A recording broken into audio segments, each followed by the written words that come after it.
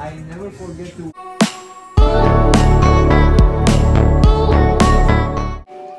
Isang masayang reunion para sa Bectas family. Sobra-sobra ang pasasalamat ni Ilmaz Bectas na makasama ang kanyang tatlong anak, lalo na sina Venice at Lorin na matagal na walay sa kanya. Si Lorin ang pinakakamukha ni na Ilmaz at daddy's face talaga siya.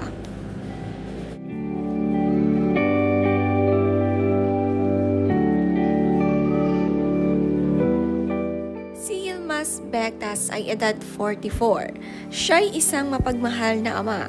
Kahit malayo ang kanyang ibang anak, palagi niya ito pinaparamdam sa kanila.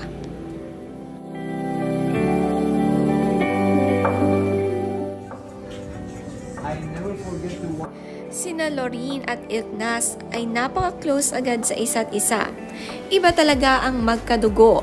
Ganito nila kamahal ang bawat isa. Araw-araw, miss na miss nila itong kasama.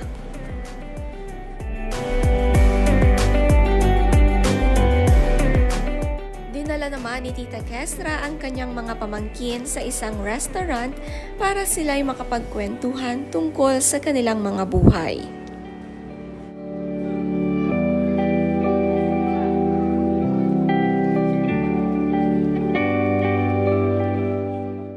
Magkakasama rin ang magkakapatid na nagpa-hair salon. Ito ang girls banding na gustong-gusto nilang gawin noon pa. Hair day ay sibling goals para sa kanila. Para talagang magkakambal ang magkakapatid na ito. Ang kanilang ate Ilknaz Bectas ay 45 years ang tanda sa kanilang magkapatid na Venice at Lorin.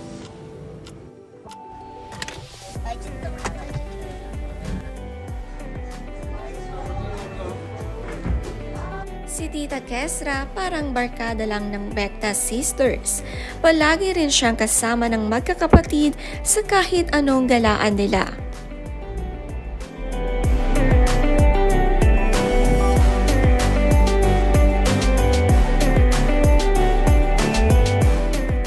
Napaka-fashionable din ang kanilang father na si Ilmaz Bectas.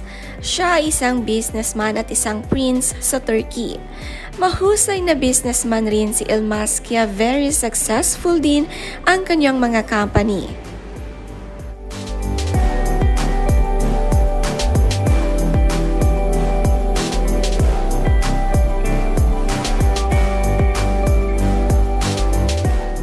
Si Ilmaz ay biniyayaan rin ng mga magaganda at mabubuting anak.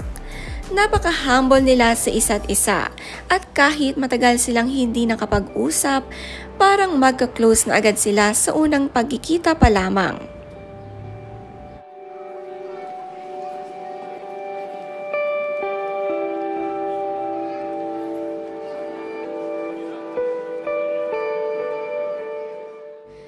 Bectas reunion ay isa sa pinakaaabang ng Bectas family sa Turkey.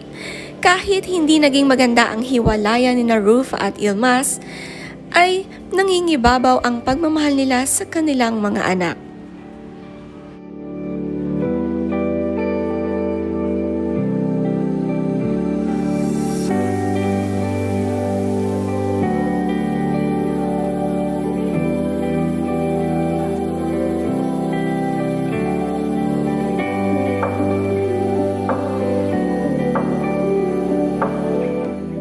Sinusulit na nga ng Bectas family ang reunion nila dito na nandito sina Venice at Lorin.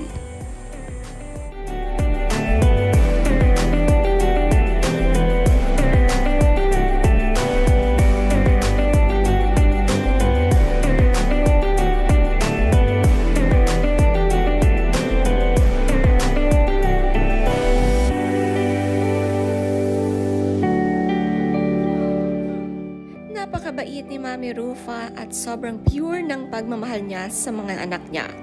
Napalaki nga niya ito ng tama.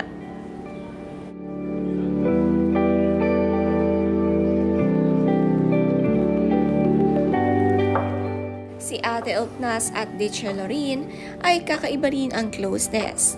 Nabuhat nga ni Ilknaz ang kanyang kapatid at napakalakas nito.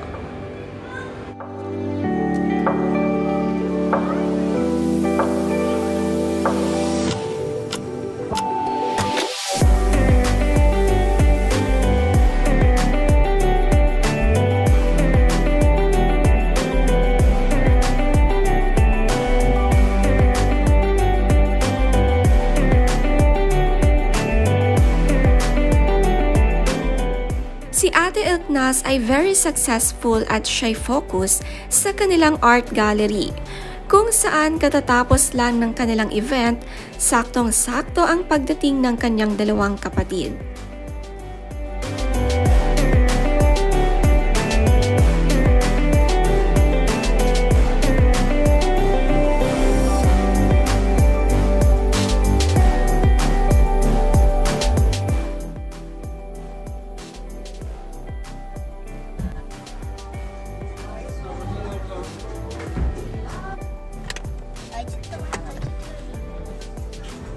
I never forget to